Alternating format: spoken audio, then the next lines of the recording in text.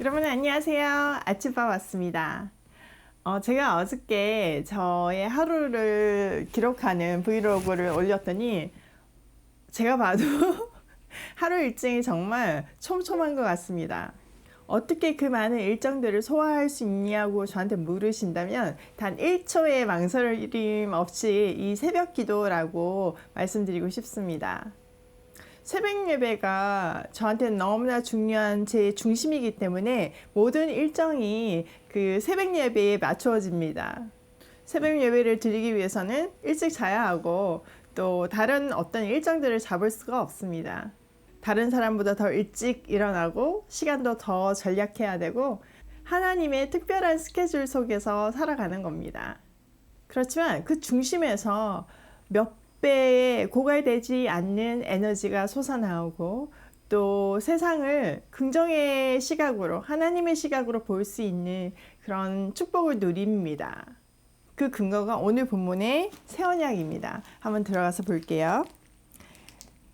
1절 여호와의 말씀이니라 그때 내가 이스라엘의 모든 종족의 하나님이 되고 그들은 내 백성이 되리라. 네, 하나님이 이런 언약 관계에 들어가신다는 거죠. 2절 여호와께서 이같이 말씀하시니라. 칼에서 벗어난 백성이 광야에서 은혜를 입었나니 곧 내가 이스라엘로 안식을 얻게 하러 갈 때라. 그때 옛적의 출애굽을 연상시키는 광야라는 단어가 나왔습니다. 그때 그런 것 같이 이들도 바벨론에서 데리고 와서 안식을 누리게 할 것이다, 이 얘기를 하시는 거죠. 3절 옛적에 여호와께서 나에게 나타나사 내가 영원한 사랑으로 너를 사랑하였기에 인자함으로 너를 이끌었다 하였노라. 네, 옛적에 하나님은 태초부터 지금까지 어떻게 우리를 대하셨다고요? 영원한 사랑으로 우리를 사랑하셨다고 얘기하고 있습니다. 인자함으로 그들을 계속 기다려주고 참아주면서 이끌어 오셨다는 거죠. 4절 처녀 이스라엘아 내가 다시 너를 세우리라. 내가 세움을 입을 것이요 내가 다시 소고를 들고 즐거워하는 자들과 함께 춤을 추며 나오리라. 창녀 이스라엘아 막 이렇게 비난하던 이스라엘을 이제는 다시 순결해진 처녀 이스라엘이라고 부르면서 그가 소고를 치며 하나님을 찬양하는 모습을 기록하고 있습니다. 5절 내가 다시 사마리아 산들의 포도나무들을 심되 심는 자가 그 열매를 따기 시작하리라. 네, 아무리 심었고 그래도 거둘 수 없다고 얘기했는데 이제는 심으면 그 심은 자가 거두는 그런 회복이 일어날 것을 얘기합니다. 6절 에브람 산 위에 파수꾼이 외치는 날이 있을 것이라. 이르기를 너희는 일어나라 우리가 시온에 올라가서 우리 하나님 여호와께 나아가자 하리라. 이스라엘은 북방 이스라엘과 남방 유다로 나뉘었잖아요. 그리고 나서 이제 북방 이스라엘은 여로보암이 금송아지를 만들고 밑으로 예배하러 가지 못하게 했습니다. 시온으로. 그런데 이제는 에브라임의 파수꾼이 외쳐서 지금 예배가 열린다 빨리 가라 이렇게 연합하게 되는 회복된 이스라엘을 얘기하고 있는 거죠. 자, 이렇게 먼저 땅이 회복되니까 사람들은 기쁨에 충만할 수밖에 없습니다. 자, 7절 볼게요. 여호와께서 이와 같이 말씀하시니라. 너희는 여러 민족의 앞에 서서 야곱을 위하여 기뻐 외치라. 너희는 전파하며 찬양하며 말하라. 주의 백성 이스라엘의 남은 자를 구원하소서 하라. 여기 굉장히 동사들이 많이 나오는데요. 기뻐 외치고 전파하고 말하고 구원하고 이런 찬양하고 이런 단어들이 나오잖아요. 그러니까 하나님의 은혜를 경험한 그들은 이렇게 기뻐서 외치면서 열방이 하나님을 전할 수밖에 없다는 거죠. 8절 보라 나는 그들을 북쪽에서 인도하며 땅끝에서 모으리라. 그들 중에는 맹인과 다리 저는 사람과 잉태한 여인과 해산하는 여인이 함께 있으며 큰 무리를 이루어 이곳으로 돌아오리라. 하나님께서 땅끝에서부터 사람들을 모으시는데 거기에는 다리 저는 자, 잉태한 사람, 해사는 사람 모든 사람이 포함되어 있잖아요. 그러니까 어떤 조건적인 은혜의 임함이 아니라 모든 사람에게 구원이 임할 것을 얘기하고 있습니다. 9절 그들이 울며 돌아오리니 나의 인도함을 받고 간구할 때에 내가 그들을 넘어지지 아니하고 물 있는 계곡의 고든 길로 가게 하리라. 나는 이스라엘의 아버지요 에브라임은 나의 장자니라. 그들이 감격해서 이제 울면서 돌아오죠. 그러면 이제는 계곡으로 또 고든 길로 인도하신다는 겁니다. 10절 이방들이여 너희는 여호와의 말씀을 듣고 먼 섬에 전파하여 이르기를 이스라엘을 흩으신 자가 그를 모으시고 목자가 그 양떼에게 행함같이 그를 지키시리로다. 하나님께서 흩어진 자를 모으시고 양떼같이 그들을 보호하실 것을 말씀하십니다.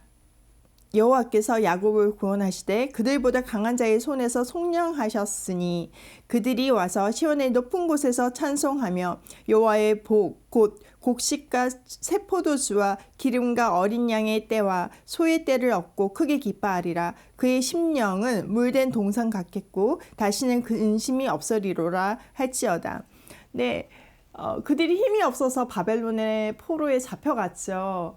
표면적으로는요. 물론 하나님이 보내신 건 거지만 이제는 그 보내신 하나님께서 그들을 다시 데리고 와서 이 땅에서 생산되는 모든 소산으로 축복을 누리게 하신다는 거죠. 그러니까 이 사람들의 마음이요. 하나님한테도 용서를 받았고 구원을 받았고 그리고 풍족한 어떤 삶을 누리니까 마음이 어떻게 된대요? 예, 물된 동산, 물이 끊이지 않는 동산 같고 다시는 근심이 없는 그런 기쁨이 충만한 삶을 살게 될 것이라는 겁니다. 우리에게도 하나님께서 이런 삶을 보장해 주시고 계신 거죠. 자, 13절. 그때 처녀는 춤추며 즐거워하겠고 청년과 노인은 함께 즐거워하리니 내가 그들의 슬픔을 돌려서 즐겁게 하며 그들을 위로하여 그들의 근심으로부터 기쁨을 얻게 할 것임이니라.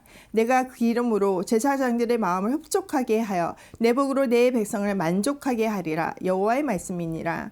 모든 사람들에게 처녀나 노인이나 제사장이나 모든 사람에게 하나님의 복으로 그들이 만족함을 얻을 것이라는 것을 얘기합니다. 15절 여호와께서 이와 같이 말씀하시니라. 라마에서 슬퍼하며 통곡하는 소리가 들리니 라헬이 그 자식 때문에 애국하는 것이라. 그가 자식이 없어져서 위로받기를 거절하는도다.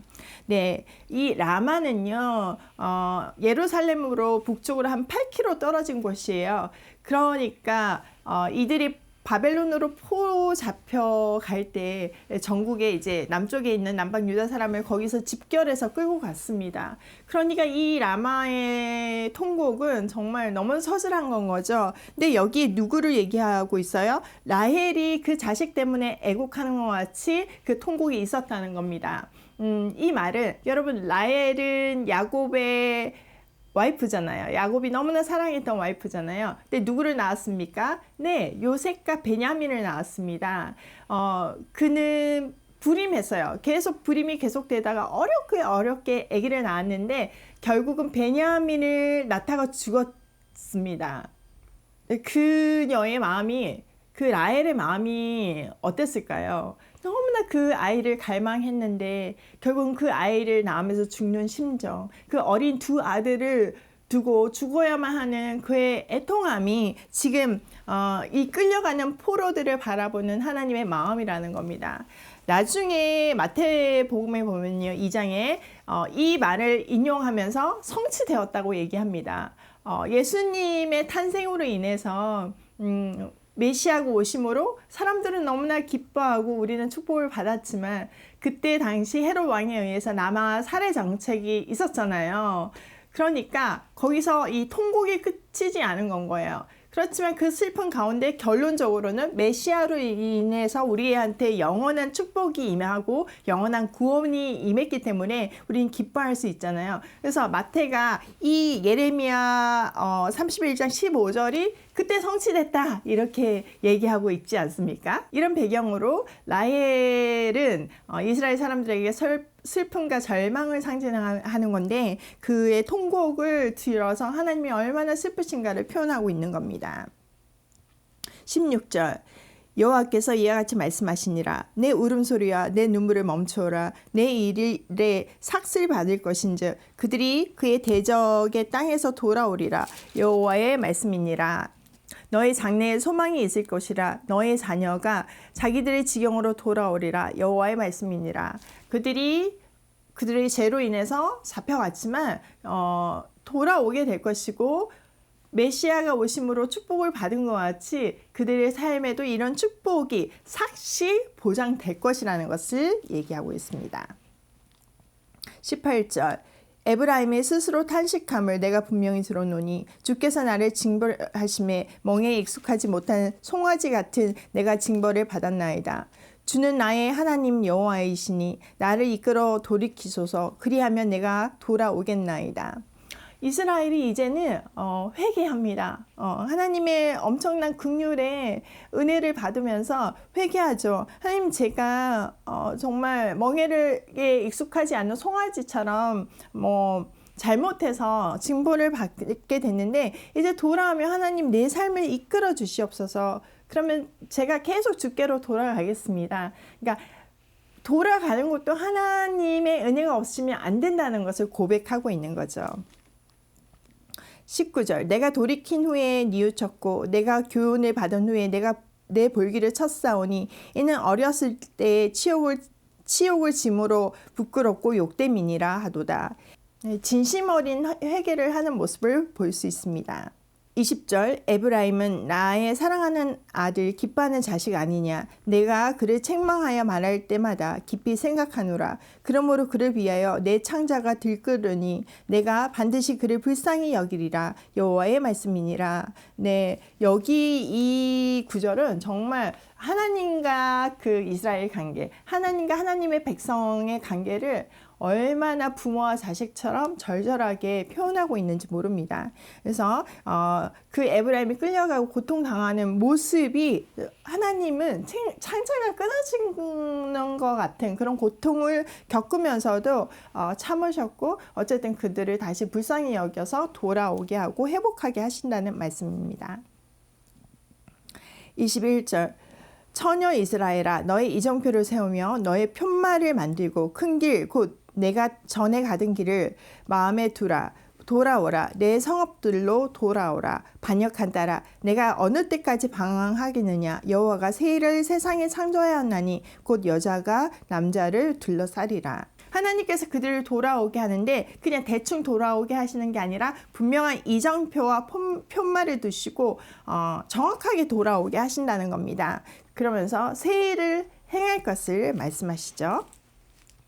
23절 만군의 여호와 이스라엘의 하나님께서 이와 같이 말씀하시니라. 내가 그 사로잡힌 자를 돌아오게 할 때 그들이 유다 땅과 그 성읍에서 다시 이 말을 쓰리니 곧 의로운 처소여 거룩한 산이여 여호와께서 내게 복 주시기를 원하노라 할 것이며 유다와 그 모든 성읍의 농부와 양떼를 인도하는 자가 거기에 함께 살리니 이는 내가 그 피곤한 심령을 상쾌하게 하며 모든 연약한 심령을 만족하게 하였음이라 하시기로 내가 깨어보니 내 잠이 달았더라. 네, 유다의 임할 축복을 얘기하시죠. 그런데 예레미야 선지자가 이게 꿈에서 받았다는 것을 마지막에 얘기하고 있는 거죠. 27절 여호와의 말씀이니라. 보라 내가 사람의 씨와 짐승의 씨를 이스라엘 집과 유다의 집에 뿌릴 날이 이르리니 깨어서 그들을 뿌리 뽑으며 무너뜨리며 전복하며 멸망시키며 괴롭게 하던 것과 같이 내가 깨어서 그들을 세우며 심으리라. 여호와의 말씀이니라. 씨라는 단어가 나오는데요. 하나님은 그들을 번성하게 할 것이라는 거죠. 그들을 깨워서 세우며 심으실 것을 약속하고 계십니다. 그때 그들이 말하기를 다시는 아버지가 신포도를 먹었으므로 아들들의 이가 시다하지 아니하겠고 신포도를 먹은 자마다 그의 이가 신극같이 누구나 자기 제약으로 말미암아 죽으리라. 예, 바벨론 포도로 잡혀갔던 사람들은 굉장히 불만이 있었습니다. 계속 선지자들이 너의 조상의 죄로 인해서 그게 쌓여서 지금 이렇게 제약이 이제 그게 달아서 잡혀갔다 이 얘기를 하는 건 거잖아요. 그러니까 그거를 불평하면서 속담을 만들었는데 아버지가 신포도를 먹었으므로 아들의 이가 시다 이렇게 막 얘기를 하면서 불만을 토했습니다. 근데 하나님께서는 다시는 그들의 입에서 그 말이 나오지 않게 축복을 주신다는 겁니다.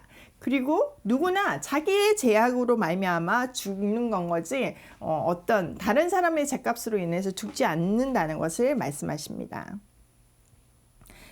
31절부터 34절은 그 유명한 새 언약입니다. 우리에게 너무나 소망이 되는 언약이죠. 구약에서 제일 중요한 부분이라고도 말할 수 있는 우리가 다 아는 본문인데요. 한번 볼게요. 여호와의 말씀이니라. 보라, 날이 이르르니 내가 이스라엘 집과 유다의 새 언약을 맺으리라. 이 언약은 내가 그들의 조상들의 손을 잡고 애굽 땅에서 인도하여 내던 날에 맺은 것과 같지 아니할 것은 내가 그들의 남편이 되었어도 그들이 내 언약을 깨뜨렸음이니라. 여호와의 말씀이니라. 이 새 언약은 과거에 모세에게 주었던 그 언약하고는 다르다는 겁니다. 그들에게 그 언약을 주었지만 그들은 깨뜨렸잖아요. 지키지 않았잖아요. 그런데 이제 이 새 언약은 어떤 언약이냐? 33절부터 있습니다. 그러나 그날 후에 내가 이스라엘 집과 맺은 언약은 이러하니 곧 내가 나의 법을 그들의 속에 두며 그들의 마음에 기록하여 나는 그들의 하나님이 되고 그들은 내 백성이 될 것이라. 여호와의 말씀이니라. 그들이 다시는 각기 이웃과 형제를 가리켜 이르기를 너는 여호와를 알라 하지 아니하리니 이는 작은 자부터 큰 자까지 다 나를 알기 때문이라. 내가 그들의 악행을 사하고 다시는 그 죄를 기억하지 아니하리라. 여호와의 말씀이니라. 여러분 다 아시다시피 모세에게 준 언약은 돌판에 새겨졌습니다. 그러니까 깨트려진 거죠. 그런데 하나님께서는 이제는 절대로 깨지지 않은 언약을 우리 마음판에 새겨주신다는 겁니다. 여러분 우리 마음판에 새겨진 그 언약을 그 누구도 깨트릴 수 없는 건 거예요. 그래서 그 결과 여호와를 아는 지식이 세상이 충만하게 되고 모든 사람이 여호와를 알게 될 것이라는 겁니다. 이 새 언약이 있는 것이 얼마나 우리에게 큰 은혜인지 모릅니다. 35절 여호와께서 이와 같이 말씀하셨느니라. 그는 해를 낮의 빛으로 주셨고 달과 별들을 밤의 빛으로 정하였고 바다를 뒤흔들어 그 파도로 소리치게 하나니 그의 이름은 만군의 여호와니라. 이 법도가 내 앞에서 폐할진대 이스라엘의 자손도 내 앞에서 끊어져 영원히 나라가 되지 못하리라. 여호와의 말씀이니라. 네, 하나님은 우주 만물을 지으시고 그 창조 원리에 의해서 자연 법칙을 주셨습니다. 여러분 한 번이라도 하나님이 깜빡 잊으셔가지고 해가 안 뜬 날이 있나요? 그런 날이 없잖아요. 완벽한 그 자연의 법칙으로 세상을 다스리고 계세요. 그거와 같이 우리 마음판에 새겨진 언약이 영원할 것을 얘기하고 있습니다. 자연 법칙이 무너질지라도 우리 마음에 새겨진 그 언약은 깨어지지 않을 것이라는 그 놀라운 약속인 건 거죠.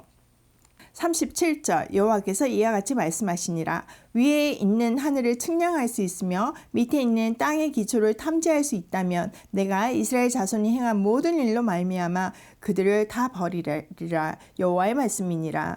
하늘의 모든 신비 땅에 있는 기초에 대한 어떤 모든 신비 이거를 다 밝히면 하나님이 이 이스라엘을 버릴 거라는 거죠. 그러니까 이 말은 우리가 세상의 신비를 다 밝힐 수가 없잖아요. 그러니까 하나님과 맺은 이 마음판에 새긴 언약은 절대로 깨어지지 않을 것이라는 것을 강조하고 있습니다. 38절 보라 날이 이르르니 이 성은 하나늘 망대로부터 모퉁이에 이르기까지 여호와를 위하여 건축될 것이라. 여호와의 말씀이니라. 측량줄이 곧게 가렙 언덕 밑에 이르고 고아로 돌아 시체와 제 모든 골짜기와 기드론 시내에 이르는 모든 고지 곧 동쪽 마문의 모퉁이에 이르기까지 여호와의 거룩한 곳이니라. 영원히 다시는 뽑거나 전복하지 못할 것이라. 예루살렘이 완벽하게 재건될 것을 말하고 있죠. 여기 포인트가요. 40절에 보면 시체의 제라고 돼 있는데 흰놈의 골짜기에서 인신 제사가 지내졌잖아요. 그 더러운 곳까지 다시 회복되고 재건될 것이라는 약속을 주십니다. 우리 마음에 새 언약이 새겨졌음이 얼마나 큰 위안이고 축복인지 모릅니다. 여러분, 우리 안에 장기가 고장이 나면 우리가 살 수가 없잖아요. 우리 안에 장기가 너무나 소중하지만 우리는 그걸 매일 기억하지 못하잖아요. 그러나 우리 마음판에 새겨진 새 언약을 매일 새롭게 기억하기를 소원합니다. 그 언약 안에서 세상이 줄 수 없는 충만함과 에너지를 누리며 살고 싶습니다. 비즈니스를 하는 저에게 요즘 상황은 완전 절망입니다. 이러다가 진짜 망하겠구나 이런 생각이 듭니다. 그러나 마음판에 새겨진 새 언약을 이 세상을 다른 각도로 보게 하시고 시대를 읽게 하시고 끊임없는 소망을 줍니다. 절망 대신 매일 새롭게 다시 일어날 수 있는 에너지를 주십니다. 오늘도 새 언약이 내 마음판에 새겨져 있음을 기억하고 소망을 나눠주는 발걸음으로 고고싱입니다.